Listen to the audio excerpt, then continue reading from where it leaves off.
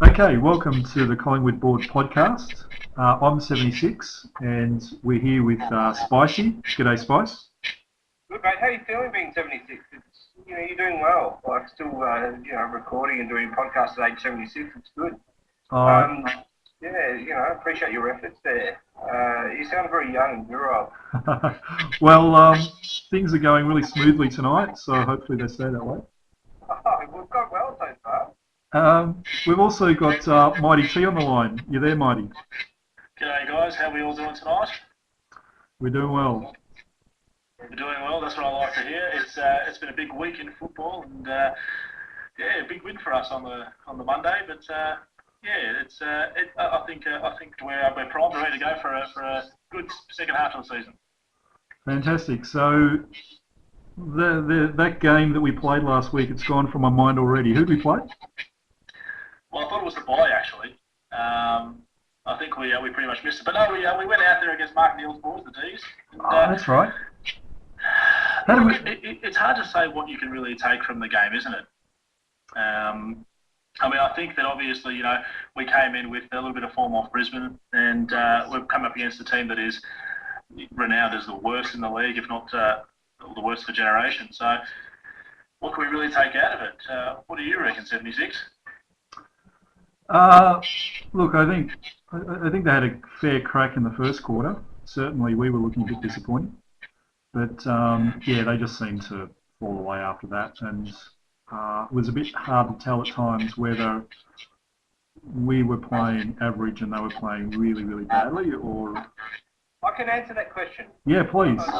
We were playing very average. I mean, I think we're playing, Melbourne put the pressure up. I just thought it was garbage. Like that first quarter from Collingwood was rubbish, to be honest with you. I mean, I didn't feel there was like kind of any intense pressure, like just all sorts of stuffing up, like no one-touch kind of play. It was messy. But we've got that habit of playing some really ordinary of football, and not too many of us not too haven't.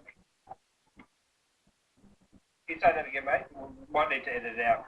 Just say that again. I was just saying, we've got this habit, haven't we, of playing some really ordinary footballs, where we haven't been able to turn it on, haven't got the game going, and really just looked a bit insipid.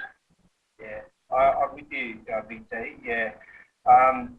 It just, it just kind of went through. It was 80 points. Like, you could say a disappointing 80-point loss, or whatever it was, 90-point loss.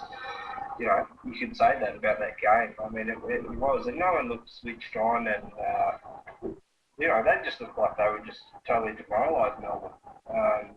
And that's, I guess that cliche. Any team that we came, against who was a top end team, we played that style. We would have got roundly trashed. Yeah, so what are your thoughts on the job that Mark Neal's doing over there at Melbourne? Oh, look, okay. I've been pretty boisterous about Mark Neal and his prospects. I'm one of those guys that personally believes you've got to stick fat with the bloke for a little while, don't you? I thought that when Port turned around last year and did the big dirty on Primus, I thought, what were the members, what were the supporters, the board, what were they expecting out of his performance? And sure, Ken Hinkley came in and he's got the first 5 wins, and it's a good achievement. But Port are in the same position now, aren't they? I think that you've really got to give Mark Neal a chance to work with the group. He came in and he pissed a lot of people off. I reckon he lost half the older players with his rigid training style and his no-nonsense attitude. But those players aren't going to be there forever. Colin Sylvia will move on. You're going to have Aaron Davey who moves on, and I reckon they'll be better for it. But I don't think he's got the longevity. I don't think he's going to be given that time. What do you boys reckon? To a degree there, Marty T, because there wasn't that kind of. I think there's a kind of poisonous culture a little bit. I don't know if people think that about Melbourne, and I still kind of my views of the way here, and Sylvia, those type of players, and even to an extent, Greg Green weren't particularly high, and so it's become a difficult mission for Mark Neal to kind of school them, and but they're just so uncompetitive. Yes. Look, from a Collingwood point of view, we've got to take something from the game. And what I took was the emergence of a few really good young guys I thought Josh Thomas played really well, as he has for a couple of weeks. I'm a bit of a hater of his, to be honest. And young Marley Williams, I thought was terrific. What about you boys? Yeah, Marley did a great job. Yeah, Marley's been good. I mean, I thought he was kind of just like a real kind of slapdasher and just kind of burnt the ball.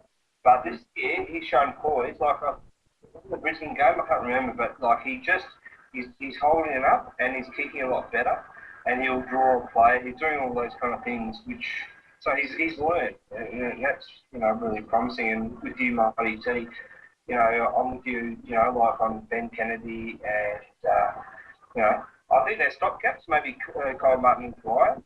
I mean, hopefully they kind of continue on.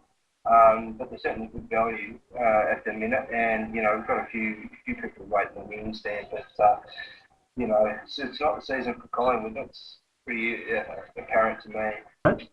Just one player I thought we'd touch on. What do you think of Oxley's game?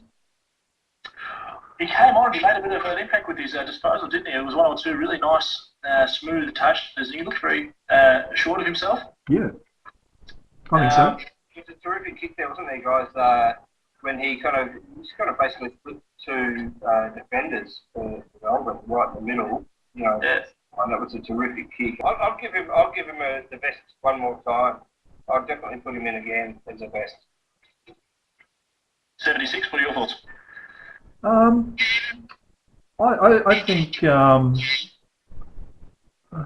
I would say give him a full game if he had the players around him, but I just think we're a bit light on at the moment with young players with youth, and I think you get to a certain critical mass with young players, and suddenly you lose your intensity, you lose your ability to play four quarters, which is obviously a problem that we're having at the moment anyway. So yeah, for such a young player, I mean, look, he's only played 4 or 5 games in the VFL, but yeah, I definitely agreed that. Given that we've got so much other youth running around at the moment, that yeah, give them the best again. All right, shall we move on to the forward structure? All lack thereof.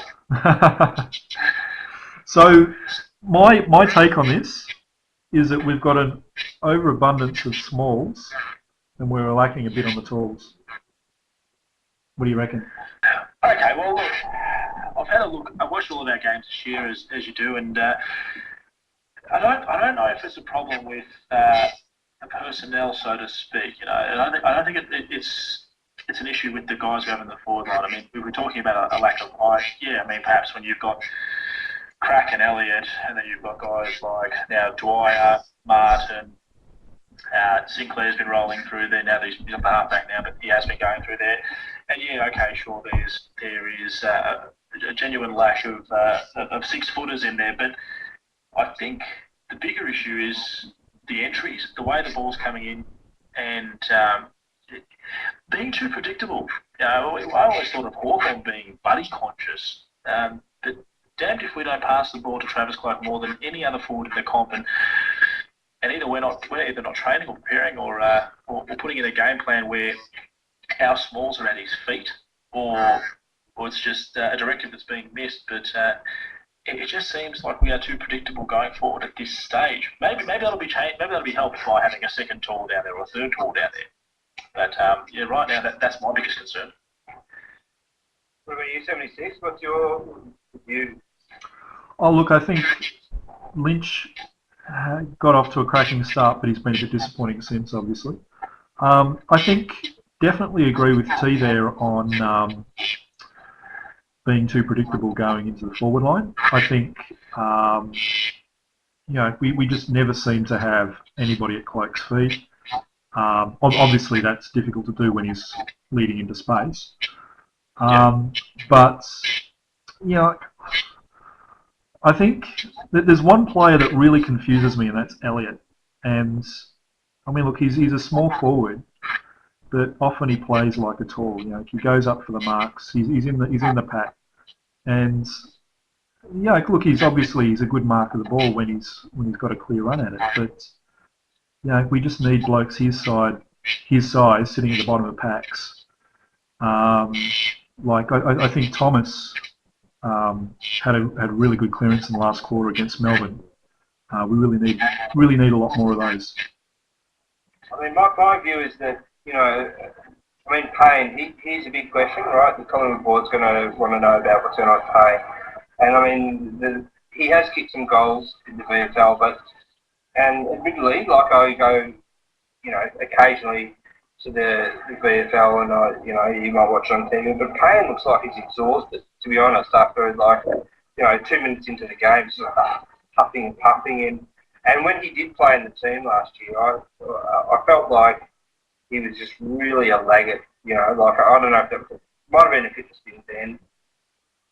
Whether it's a fitness thing now, I don't know. Dale Tapping said, his GPS results early in the season were, kind of elite level, which I kind of took with a grain of salt and found hard to believe. But, you need that defensive pressure, and Elliott provides it.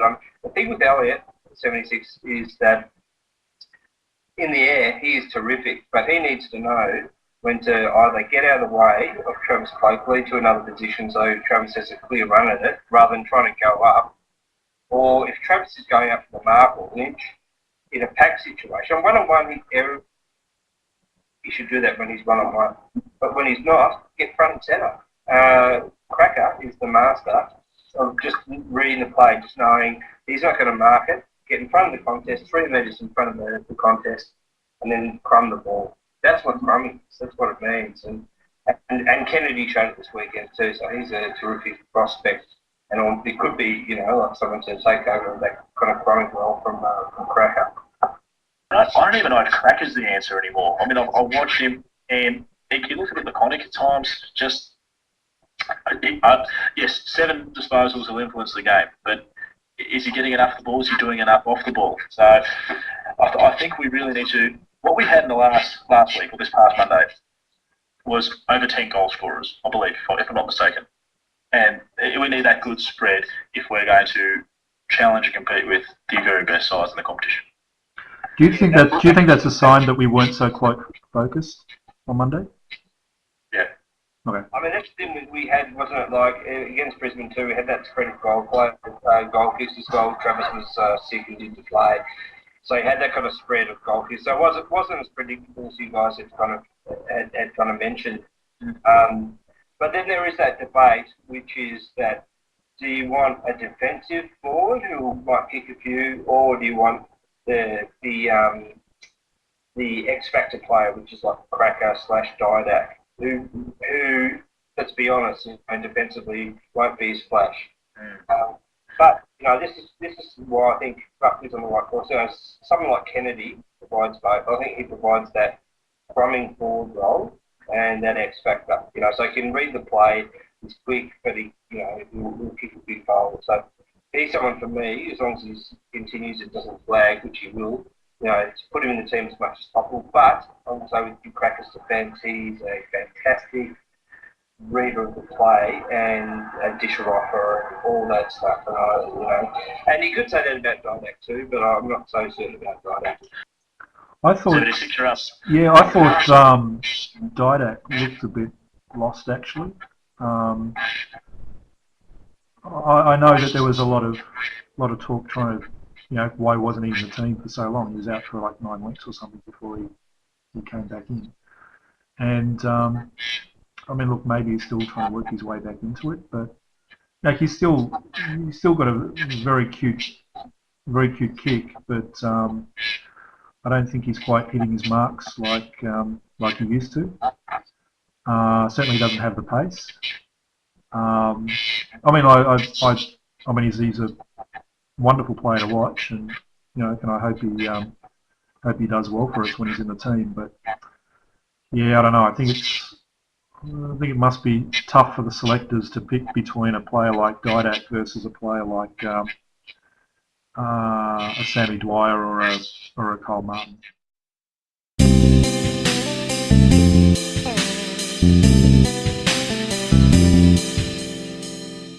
Hello, this is Trade Draft from BigFooty, and you can call me David, but I'm here to do my BigFooty podcast and do my section that you guys voted on, and it was all about chose to talk about the ruck situation, and that's exactly what I'm going to do. So we have to start at a ruck problem we kind of got here is that we have two ruckmen that are 34 and 35 in Jolly and Hudson that have the body, but let's just be honest, guys, they're a bit past it. 34 and 35, they only got 2 years at the very most, and that's Jolly.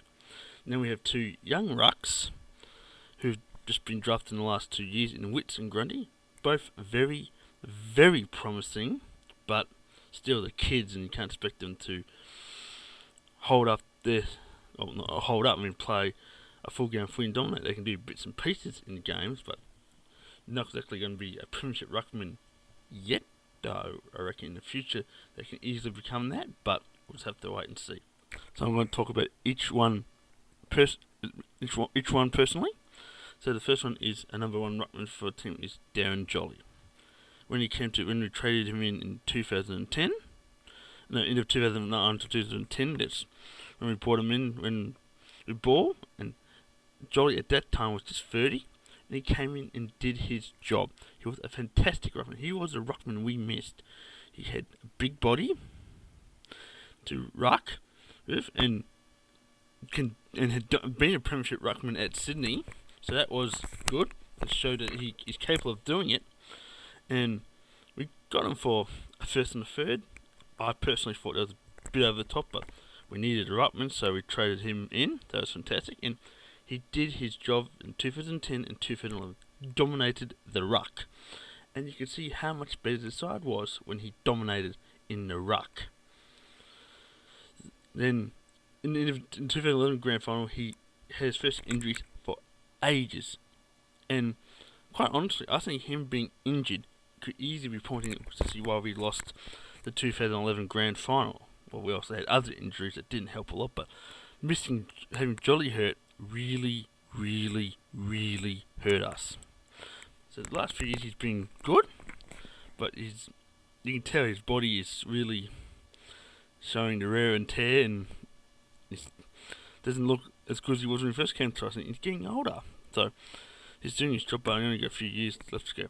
Now let's move on to Hudson, who we brought on the rookie list at the 35-year-old. He came as a coach, which, nothing against him being a coach, but why would Buckley bring him in as a 35-year-old backup ruckman? I mean, he's finished, sorry. I mean, he can do well in the VFL, but I just don't not see him doing well at the AFL level for long stretches of time. So I say Witts could almost have the same impact as Hudson.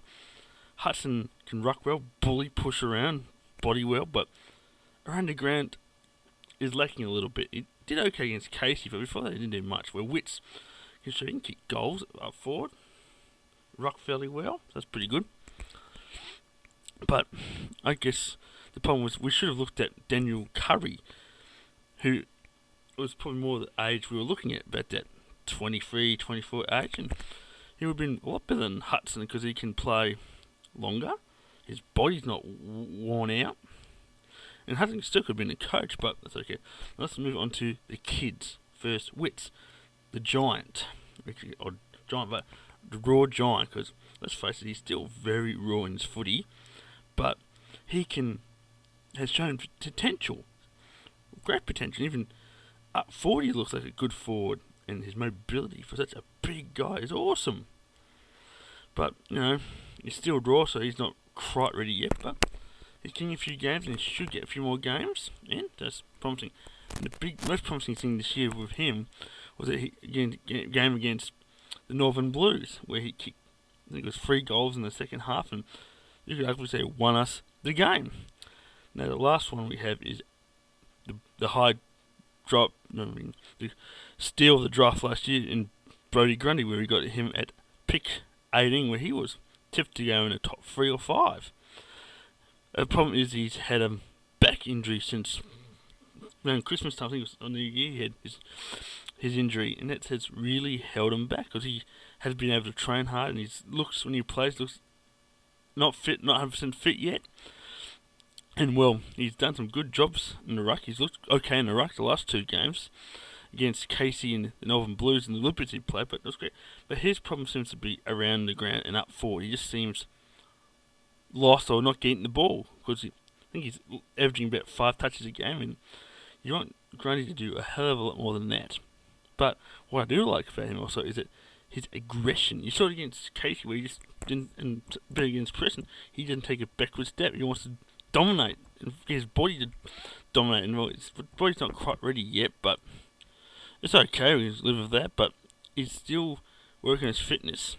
How do we solve this problem of having the 2 old ruckmen and the 2 kids? Well, we have to do one of 2 things. One, try and find a gun ruckman or backup ruckman in the AFL that would be around 23 to 25. They can come in and play number on ruck for us straight away, because let's face it, Jolly and Hudson will be gone next year, or if not, they'll be really old and not struggle at times. Or the other idea is go to state league and try and get a mature age ruckman as well, probably between 21 and 25. They could play straight away and hold a gap until Witts and Grundy had a few more years of development, and then they can come in and play them right and dominate. Well, that's my first section for the podcast, so I hope you guys enjoy it, and look forward to hearing your feedback. So until next week, bye.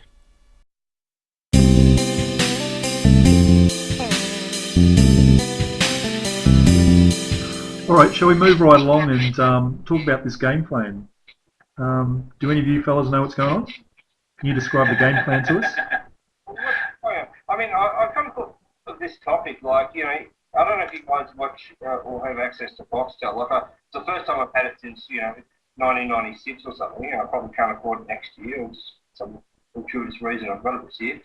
But you watch Dave King on Foxtel, it just kind of goes through the game plan, and it's like, he's kind of flips and flops about his kind of decisions. So it's like, these guys aren't running defensively, the mids aren't running kind of defensively, and then the next week it's like they're not running forward to great options.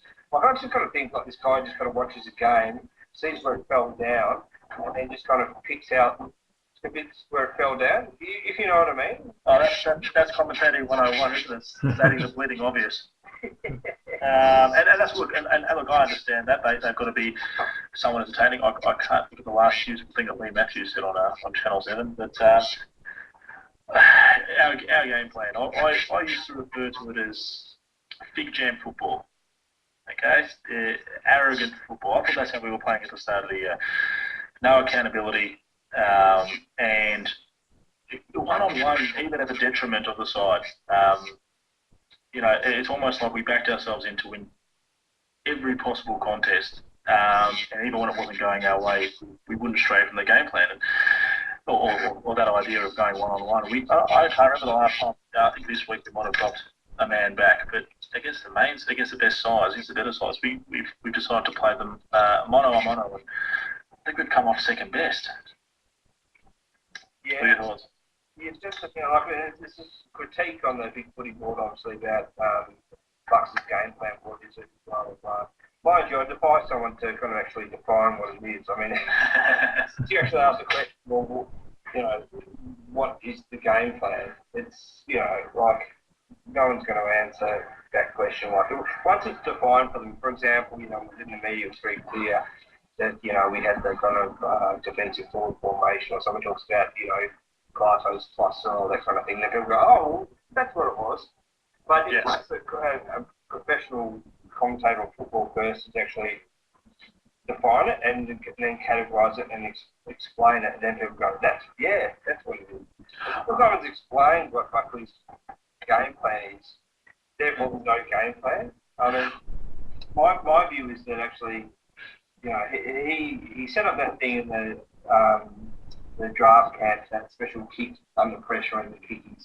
But it's clear he puts a premium on elite skills and all that kind of stuff, and going through the middle. But look, this is just going to take time. All it is like Ross Lyon said, it's not as complicated and convoluted as people kind of wank on about. Like, it's just some fundamental things and a few little shifts. And I think maybe it's certainly going through the middle more. It just opens up more options. I'm not saying go through the middle all the time. I think it's kind of a twist of the Malthouse game plan, and then but taking cognizance of the fact that no one's doing the ball press anymore. Everyone's doing the seam shot. So the game's changed, and it changes quickly. So, this idea that, bring back the 2010 game plan, just, it's kind of redundant argument. It's something that might be a little bit outdated, and we might have to move on from that press idea. So I totally agree with you with that, Spicy. But look, the one thing I did notice with Bucks is he seems to want to get extras at the ball, extras at the contest, ball up, trying to get the quick clearance out. And my only concern with that is when we lose the clearance, and you see it countless times in the centre, if you lose the clearance, it's an inside 50, and it goes straight to a one-on-one contest, and that's how we concede a lot of our goals, from very quick entries inside 50, and yeah, I think that's my main concern with it. Not being able to defend those quick clearances.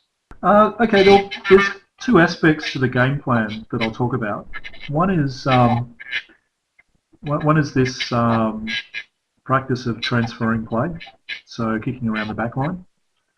One of the reasons I'll harp on it is because when I usually watch the game, it's in a pub with a big bunch of people, and usually there's a few that'll go a bit nuts at that practice of kicking the ball around the back line.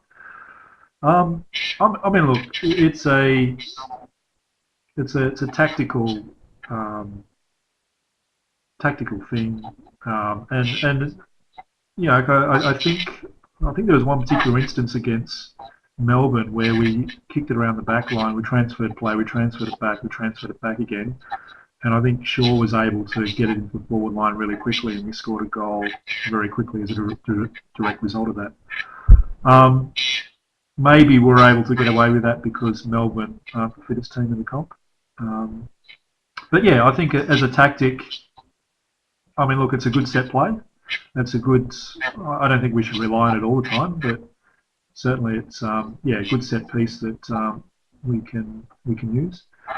The other game plan. On this 76, I guess the thing is there's not depth happening in the forward line. So if you kind of move back, it's almost like a return to the type of play situation. So.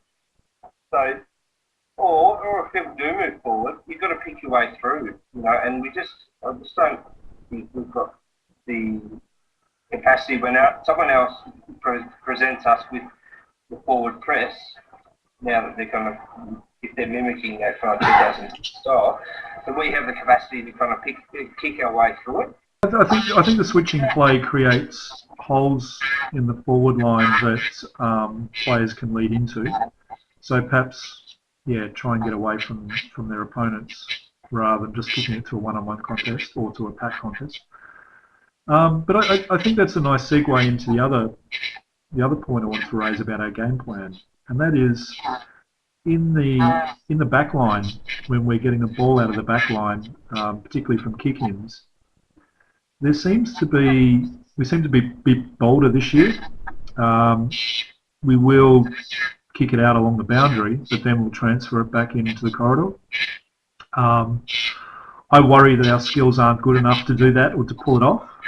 Some of those kicks back into the corridor, I mean, they're a bit hairy, and I mean, look, if you turn it over, then I mean, it's an instant goal to the opposition.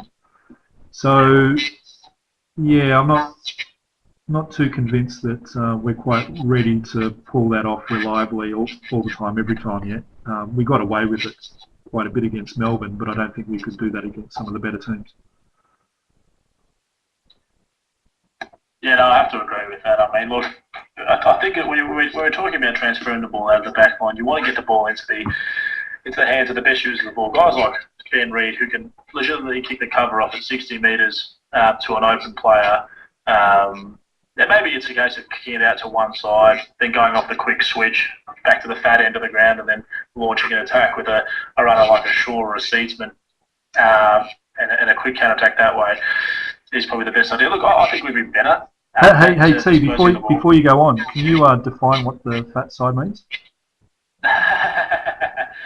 From what my thoughts on the fat side is the part of the ground with the most open space. So the part of the ground opposite to the opposite width of the area that's most congested. So if you Where Renee Kink is it?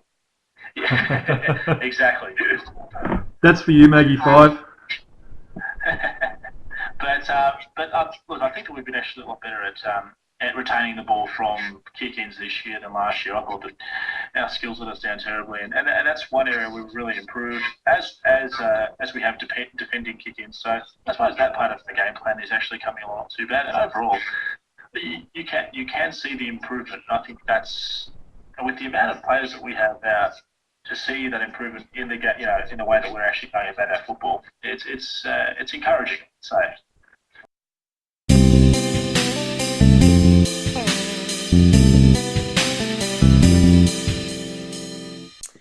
Hi everyone, it's Magpie Girl here, and I'm going to be talking to Mike, a moderator from the Western Bulldogs board.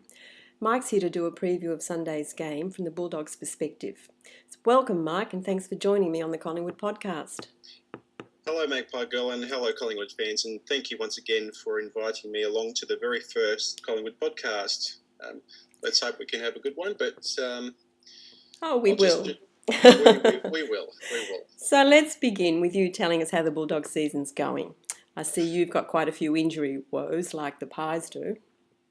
We have got a few injuries. The Western Bulldogs season at this stage is probably going about where people would expect it. Second year in a rebuild under Brendan McCartney, playing a different game plan and teaching the core group a new method of football skills and how to approach a game versus what they were so used to with Eid. As the injuries, every club goes through the injuries, I guess, and every club needs to have a good solid depth. We have a number of players out at the moment, and poor old Tom Williams, as probably most of you might know, did his shoulder again, which was quite sad to see. Tom was drafted in 2005, but unfortunately he's only managed about 70-odd games because he's had injuries with his shoulders and ankles and hips. And we have another couple of key injuries. Tom Young, who was an ex-Collingwood player, he's got a calf strain and he'll be out for 3 to 4 weeks. Yeah, I was going to ask you about him. How's he going? Is he settling in okay? Yeah, he's actually settling okay across the back line there and fitting in quite nicely and playing a bit of rebound footy off the back line there and giving us a bit more speed.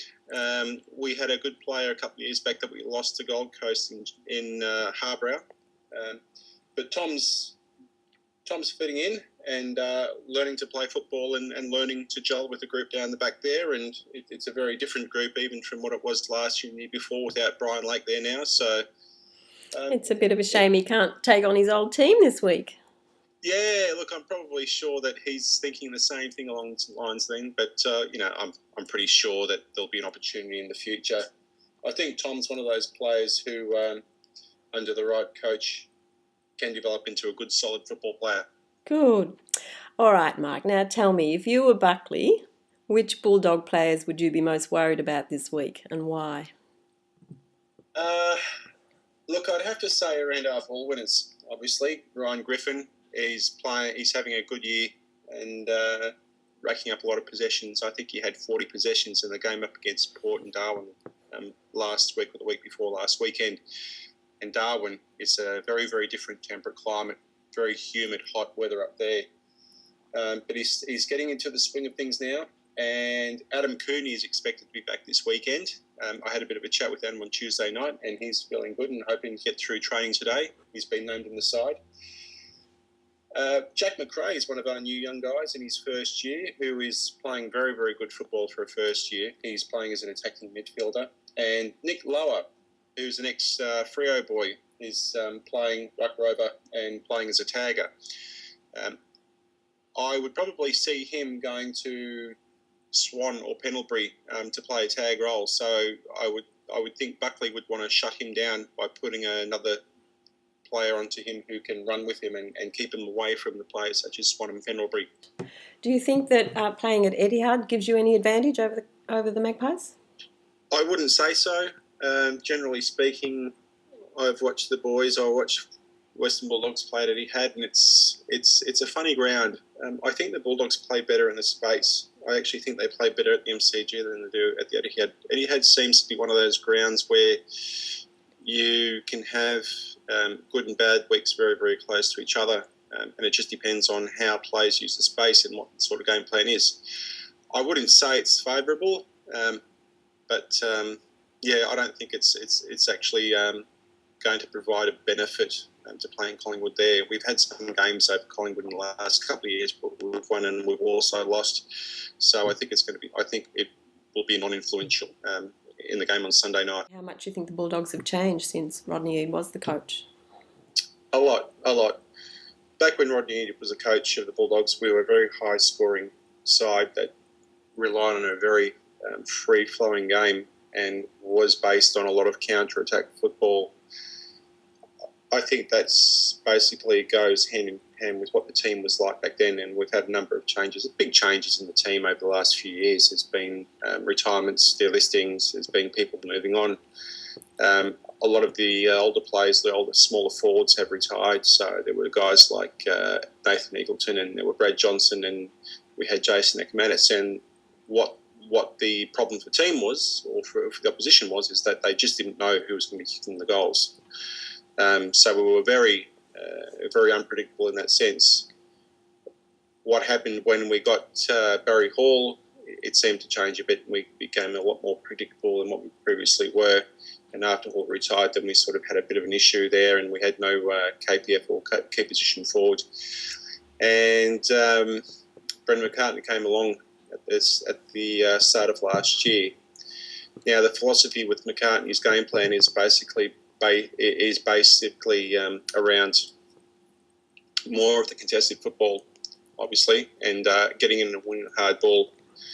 But that's no good if you can't actually be efficient in disposal. So they've been getting in there and they've been winning the hard ball, and now the next step is to actually be able to use that to the benefit of the team and be able to actually improve their efficiency with their deliveries. There's been some mistakes along the way. Players learning to adapt, but I think it's going to be a very, very different game plan or game approach that you'll see from the Western Bulldogs in the near future of the next couple of years compared to what we were used to seeing under Rodney Eade. Oh, well, look, that's really great, Mike. All the best for Sunday. I hope it's a great contest without any injuries for either team, and good luck for the rest of the season. And thanks for making the time to talk to me tonight. No, you're welcome. Thank you once again, and good luck to Collingwood. I mean, Collingwood is a final side, a top 8 side, and there is a gap between the two sides, obviously, and Collingwood are a lot stronger. They have a lot more depth, and they've got a lot more experience and developed players in the side than we have. So, hopefully, if anything, we can be in there and make it competitive and make it an enjoyable game for everyone to see. Good, that's what we're after, isn't it? Well, that's it from me, everybody. You've been listening to Magpie Girl and Mike2009 from the Western Bulldogs on the Collingwood podcast. Thanks. Thank you.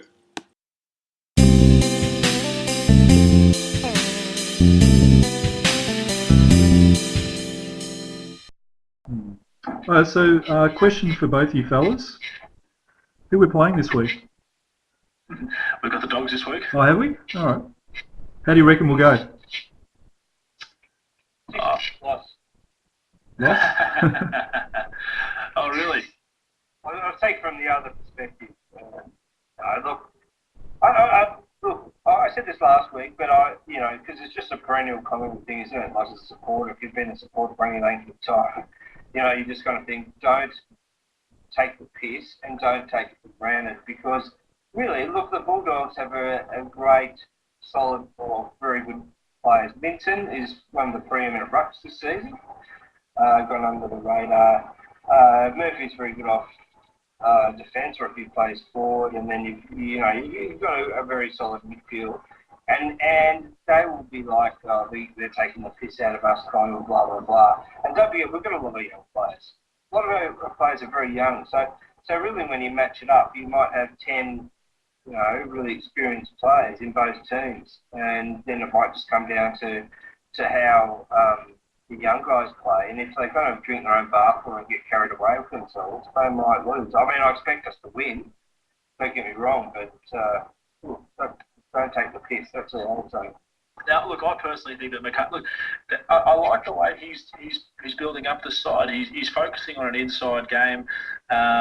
He brought in guys like Kobe Stevens. He added them to an already decent inside brigade of Mitch Wallace and Tommy Liberatore. He's got the old heads in guys like Boyd. So I think, and Clay Smith has been there for a couple of years. They brought in Nick Lower. The one thing I see this week with the Dogs, they're going to try and win the ball at the clearance at the centre, around the ground stoppages, and they lay a lot of tackles. For a young developing footy side, Ryan Griffin turned around 2 weeks ago against Port, 40 touches, was it 9 or 10 tackles? Absolutely ran the power ragged. So they're going to concentrate on winning the ball out of the stoppages, and I think we've got to be a little bit cautious that if we're a little bit off, they'll get some nice entries inside 50 to a few of their taller blokes. So it's not going to be a lay down there, not a walk in the muck for us, I think. Yeah, 76, what do you reckon? Look, I agree. I don't think we should take them easy, but I'd say that about any team we play this season. I think I haven't been following the Bulldogs this season. I've had a look at a few results, and they seem to be, I guess, having the opposite season to what Port Power are. Port, I think, started off with the big wins, and then they've gone up like a rocket and they've come down like a rocket. Whereas Bulldogs sort of seem to be maybe working into the season a bit more. So they've had a few good wins lately, not against quality opposition, but you can only win the games you play. I certainly wouldn't be taking. I don't think we should take them for granted. I mean, what DT said, which is correct, is hard ball winning capacity and focus, and really, I think we've been ordinary this season. So this is a weakness for us. I just think it's kind of a bit of a lackluster sense in the midfield. Whether it's jolly or whatever, I don't know what it is. I mean, I just think it's maybe a bit of ruck, a bit of midfield. I mean, Luke Ball really helps us there. He's been terrific, and they don't notice that. Most opposition teams maybe don't appreciate don't appreciate it. Look, I'd be worried about that.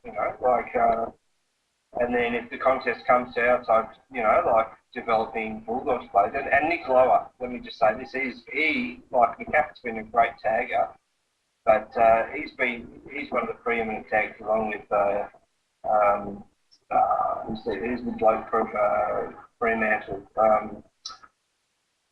His name is Crowley, yeah, that's right. He's a kind of supporter as well. But maybe not ironically, but he's terrific. So, look out for Nick Lower. Like, he might shut down Canterbury or Swan. I mean, look, I still expect us to win, but just, the way we're playing at the moment, I just anticipate, it could be closer than you think. Okay, fellas. Do you have anything else to say, John? Yeah, so just some closing thoughts. What will you be looking out for this weekend in either the AFL or the VFL? I had a feeling we were playing Port Melbourne, but I could be entirely wrong. I can tell you it's at Victoria Park on Sunday. Yeah, it will be a big park, so we've had 2 away. Look, from the AFL, what I'm expecting is it's the same as I've been expecting since probably the St Kilda game. A solid 4-quarter effort, and I think that was our first and our best 4-quarter effort for the season. I might have a poor memory. I might be missing something, but I want to see us be 2 to 3 goals better than the Bulldogs each quarter. Maybe that's a big ask, but I think that's something that realistically, this is a team that is going to finish probably in the bottom 4, and we want to finish in the top 6. I think that a 4-quarter effort consistency is what I'm after. Yeah, look, that's a good point. I don't think we've displayed it at all once. Even Belfast, we crashed in the first quarter was shit. Actually, I thought the whole game was pretty informative, to be honest. But, that's what you hope for, isn't it? 4-quarter effort. the good thing is now we've had a hard run, very hard run. In the next little while, Dogs have to play Port, and then there's a few more kind of games. I don't know, Gold Coast and GWS are easy beats, but they'll probably be easy to beat later in the season. But we might just kind of work into form and get that consistency and bring players back, and so we might start to have by round 16 or something, like the type of team which will resemble what we'd like to go with. So, but anyway, look, just win and boost the percentage. That's all I want to see. What about you, 76? Okay, two things I've penned down here is, firstly, Martin. I think he'll be playing his third game. He obviously had a cracker against Melbourne. He played very well. Supercoach Boner. Yeah, and look, I think it'd be good to just see him back it up. And I mean, obviously, we're not expecting him to be a superstar in Game 3, but I think for developing players, I mean, particularly Martin, who's he's not a teenager. He's one of the older new players. Just see him, try and develop some consistency to his game and get his career off to a good start. So that's what I'll be looking out for. And the other is Elliot. I think he can be a bit. I mean, obviously he has X factor. But I'm looking forward to a big game from him. He's always been on the brink and hasn't quite cracked it. He'll pop up for a couple of goals, and he'll always put in good performances. But I'm just looking for Elliot to really have a standout game.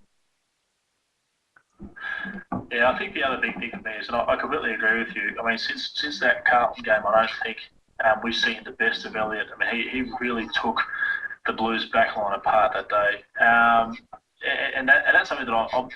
Again, he's a kid. He's only 20 years old. He's going to improve. But you'd really like to see him slot a few. I think the other thing that I'm looking forward to seeing is let's try and keep a team under 10 goals again, or under 11 goals.